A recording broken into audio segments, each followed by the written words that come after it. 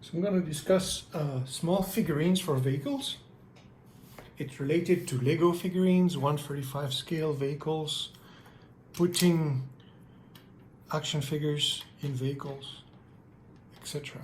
So Lego figure, we're quite well familiar with it, and here are some 1/35 scale vehicle driver tankers.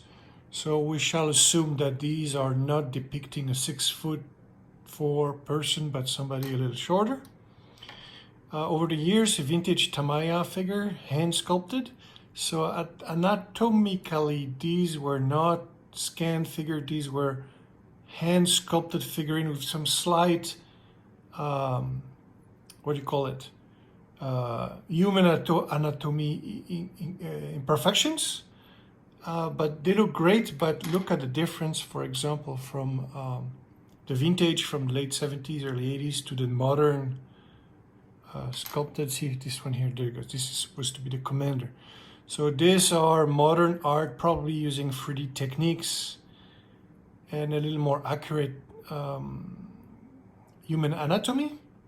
Well, the old ones, the old Tamiya one, were a little chunky. Doesn't matter, but just to show, here's an array of figurines. This is what 1/35 scale is. And on the toy market at the time, in the 80s, we had Coleco, Starcom. So we compared the Lego to the Starcom and say, is the Starcom closer to a 1/35? So the Starcom was great for vehicles because, yeah, you had the magnets, but also you could sit and fit in vehicles, and had a shoulder width that was actually narrower than Legos. So you could fit two Starcom figures in a Lego car, where with the Lego, the issue is the arms. That the figure, if we compare, right, we could say, okay, it's much shorter than 1/35, but the shoulder width is extremely bulky and makes it difficult to put in vehicles such as fighter jets or tanks when they need to have less width at the shoulders. So let's look at the 1/35 scale and say, okay, this is very close. We could say the Starcom is a 1/35 scale figure with a thick suit, or it's a taller figure. It's like a taller person, around 6 foot or so, but it looks 1/35-ish. However, there's some things that are not cool about Starcom. The boots are very clunky and not very realistic compared to regular boots or shoes. So we could say, okay, this is not the ideal figure for 1/35. Now let's look at what Bloks, Mega Constructs did with their Call of Duty line. So with Assassin's Creed and whatnot. So we're going to say, okay, is it 1/35? They kind of aimed for it. I mean, it is much taller than the Lego. But if we look, here's a older customized Mega Bloks figure, when at the time they were pirates. So they were a little taller because of the restrictions. Notice how short the legs were, the knees and the joints. And then they made those longer, better proportion of the legs and arms. They still have what we call gorilla arms, and there was a reasoning behind it. The designers mentioned that they wanted to be able to shoulder the weapon. And if the arms were anatomically correct in proportions, that would lead them to hold weapons the way Lego figures hold weapons, and you could not shoulder the weapon. So this was a design compromise that was done so that the figure can shoulder weapons really nicely. That line is great. I really love it. Great job there. Now, although it is semi-realistic, it still has a very toyetic feel. So here's my rendition of Flint. And we're going to say, okay, well, is it 1/35? Not really. It's very thick, chunky. But it's in that realm, right? So we see how, so for putting those figures in vehicles, we might have the same issues. Now, great figure, I'm not knocking down on it. Let's look at what else was on the market. Is a couple of years ago, we had some wrestler figures. So is it 1/35? Yes, but in wrestler proportions. Okay, so not gonna work for vehicles. And then there were some various Coleco or Galoob, sorry, and other knockoff figures that were doing small figures that were in 135 height, but very chunky, very wrestler-like. I loved those as kids because we could shoot them with rubber bands. They would not break. They were fun. And we actually were putting those in the Mobat. Now, a couple of years ago, actually close to a decade now, Hasbro had a line of Transformers. I forgot the name. And they had some figures with them. And those figures are actually very close to 135 scale. Let's say they're either a 6'8", they're like Shaq size, or let's see if we have another one. Here's another one, a great example. I mean, it's very close. For tankers, those would be, yeah, those were giant figures. They would be, yes, over 6 foot figures. So here's what's nice about them. Co-molded.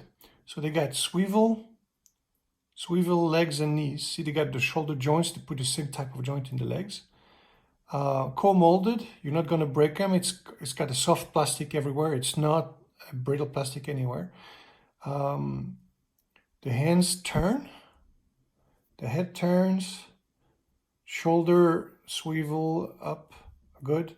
Okay, what they don't have is elbow joints and the waist joints. But at this scale, I found it's not needed. Now the leg's a little awkward how they chose to do the knee.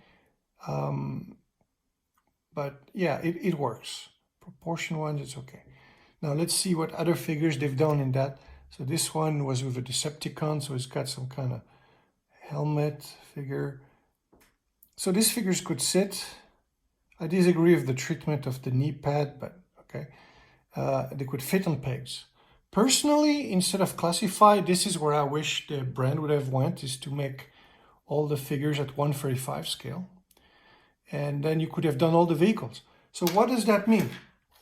If we look, for example, here we have a 135 scale Abrams. This is the size of a tank, main battle tank at 135 scale. Here's a figure. So if we had, if we use this kind of figures for articulated crewmen, it's, you know, it's very easy to envision what can be done for the line. Here is, for example, the ship, the boat, the PBR. So plenty of room for figures, and it's realistic. So 145 scale is, it's kind of nice because it wouldn't be too big. Now, airplanes and ship is a different story, but this is a good example to illustrate what we can. So now I'm going to show you a couple of ideas I had a long time ago that I wanted to do when I was still in construction toy endeavors and such. Lego's figures were always an issue when I was making vehicles because, as you know, you put, you have one here, but when you put two figures next to each other and you still want the walls, you really need special bricks that are half a brick width for the side. But then if you put another figure here, you always end up with a 6 stud wide, actually no more, or they have to overlap their shoulder. It's difficult. So I recall the most compact vehicle I made was 5 stud wide, and it's difficult to put this figure. Now, if you put in a jet, same thing. So either it's 4 wide with the special half brick white part here to close it. If you fully enclose the figure, or put the hatch, for example, like a tank hatch, unfortunately the tank hatch has to be 4 studs wide for the figure to go through the hole. So here is the idea. So here are some mock-ups, prototypes. Let me show you. See, there we go. So on the first figure, what I've done is I sanded the sides, and then I cut the torso and I tapered it. So let's put it next to it. There you go. Okay. So still a Lego figure. Now I use the Mega Bloks hands because they have finger definitions. There's a groove between the fingers of like 5 fingers. There's a thumb, a proper thumb, a little smaller. While the Lego still has the functional C-clip. It is very generic, very industrial, but you know, if you really zoom on how the Lego hands are, it's very crude. It's a claw. It's not really a hand. The Mega Bloks did a better sculpt. Might not grip as well as a proper C-clip with the width of the thick thumb. Also, Lego hands are left and right the same. While here you need a dedicated left side, right side. But look what I've done here by tapering the torso. Is I was playing with the angle when the hands are rotated. So if you look there, let's look at the rationale, the logic behind the Lego hands. When the Lego hands are at 90 degrees and they're horizontal, they fit 3 studs wide. So it's to carry a brick, supposedly. Now notice that the Lego, what do you call it? What's the word? It's escaping me. When you carry the wounded people. Anyway, the brancard. They had a special piece that would fit 2, and then you would have the 2 grips. And it was as a weird, it didn't fit in the matrix, in the grid. And it was made because this dimension here is different. When the Lego figurine is resting, the distance between the hands does not match 3. It's an odd size, so it only goes here. Why was this done? So it's probably the reasoning that was done in the 40s or whenever they made this. They wanted the figure to hold bricks, and then this was a standing. I don't know what the further logic was. But let's look at what I've done here. Is when you raise the hands, they get together. See from a top view. And the reason I've done this is so that here, if he's in a fighter, here's a cockpit, right? So it's a 2x2 tank hatch, and if we would fit there. Okay, if you put his hands like this. So that's the opening needed to drop the guy in. If it's a fighter plane or is in a tank and he needs instruments, the footprint is 3x2. Well, a regular Lego figure would never fit because you need to have the cutout for the arms.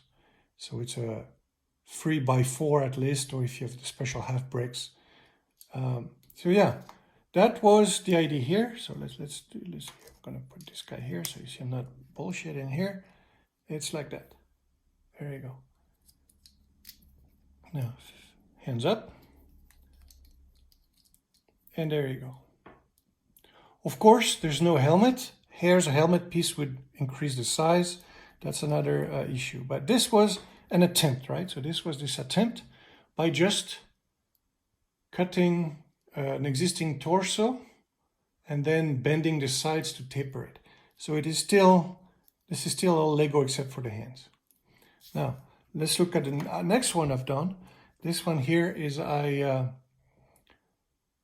restylize in some ways the Lego figure. So similar endeavors were done by toy manufacturers like Mega Bloks, Kobe, and others, where it's like trying to break away from Lego when Lego had put copyrights or patents and things on their figure size. So, and Lego figure also is lacks styling. It's very functional, but it's a dated design. It's iconic. But they were attempts to say, okay, what if we make it urban, more stylish, you know, with the tapering legs, whatnot. So here's an idea. So here you can see it's a narrow torso that's closer to 1 stud. The legs are stylized, so you would have the big shoes and the narrow waist. So the waist is 1 stud, while the Lego one is 2 stud. What does this do for vehicles? Same thing. Is that you could fit. So the hands here are pretty big, but it's like it's the same thing. I could fit it in a 2x2 or 2x3 max footprint. So there you have it. These were endeavors, little experiments to show how to make a more vehicle-friendly figures. So where I'm gravitating toward is a new Lego figure or Lego compatible. What's nice with those figures is they're easy to put, they're quick to pose and place. While a more articulated figure like these guys are like, you know, I personally think that too much articulation is not good. It's good for posing them, for dynamic pose, whatnot. But for vehicle play, I like a more traditional figure that has less points of articulation and is stiffer. So it's easy in and out, you place it, it doesn't wiggle around or you have to fiddle around with too many joints. So in some ways for vehicles, this would be my choice, something like this. Now, at the same time, when I see what Hasbro did here, I don't have it with me here, but on some of them I modified them by cutting the sculpts of vehicle drivers and then adapting them into those Hasbro frames. What I like about those is those are articulated, but not too articulated, and they're sturdy. They're flexible plastic. You're not going to break them around because there's no rigid plastic. It's got this chewy modern plastic, comb all the joints. This is, you know, you look at the paint ups on this. This looks very, very realistic and feasible to make a whole action figure line from these. So I really like this. Of course, the accessories are a little fragile at this scale, a little small. So there's limitations. But my focus here is on vehicles. So as far as vehicles are concerned, those are great. So there you have it. So those are fun, very toyish. I like these. I like these a lot. And then there. So this is the range. And the scale would be 135, which is a very very exciting scale. Now we can also go the next step, which is 172, because it's a very popular scale. And then the figures we have would be the very small one. And I can cite for reference what Galoob did with Army Gear, when you had figures that were folding just at the waist. So then they're not really action figures, but they're little minifigs. And then if we recall, even smaller was Microman, when you have just a solid figure. So as far as vehicle, I would say, okay, we got 172, we got 135, then the line of 124, 118 is very blurry because that's the Joe scale as far as vehicles. So, but here, this is where I am. Thank you for your time.